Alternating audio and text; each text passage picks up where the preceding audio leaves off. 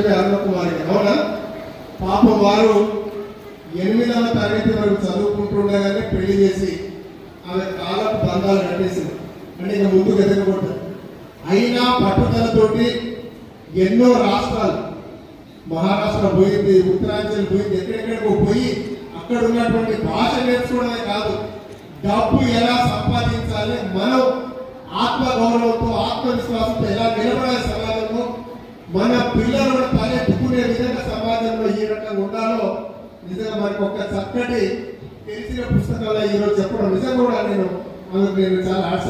ఇక్కడ మనం ఇచ్చే ప్రోత్సాహంతో డెవలప్మెంట్ కాదు, వారు బయట ఇతర రాష్ట్రాలకు పోయి నాకు తెలిసి విమానం కూడా ఎక్కి అంటే ఏ స్థాయికి చేరుకుందో మీకు అందరూ నిజంగా కూడా నాకు చాలా ఆనందం వేస్తుంది.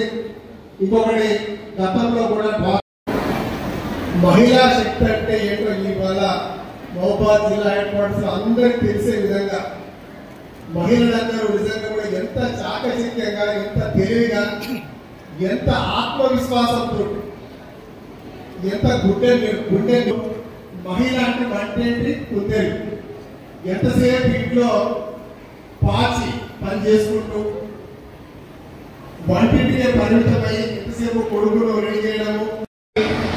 ఇది మీరు చాలా కష్టపడి ఇంటి లోపల బయట మీరు చాలా కృషి చేసుకున్నారు. ఇది మీరు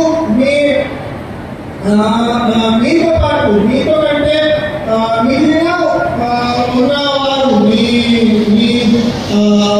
ఊర్లో మీ సమాజంలో వాళ్ళు కూడా మీరు ప్రోత్సహించి ఖచ్చితంగా మీ సమూహంలో తీసుకోవాలి.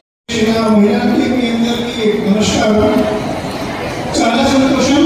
ఈరోజు నా ముందు చాలా మంది ఇక్కడ వేదిక పైన నిలబడి ఎంత జనసమూహం ఉంది ముందు చాలా స్పష్టంగా చాలా విశ్వాసంతో మాట్లాడారు.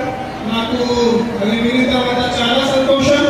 ఇది మీ విశ్వాసం చూసి I have the confidence that మీ కుటుంబంలో మీ సమాజంలో మీది ఆర్థిక స్వేచ్ఛ సాధించిన తర్వాత ఎంత మీ జీవితంలో విశ్వాసంతో నిర్వహిస్తున్నారు.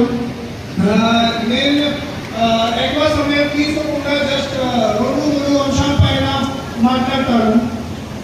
ఇప్పుడు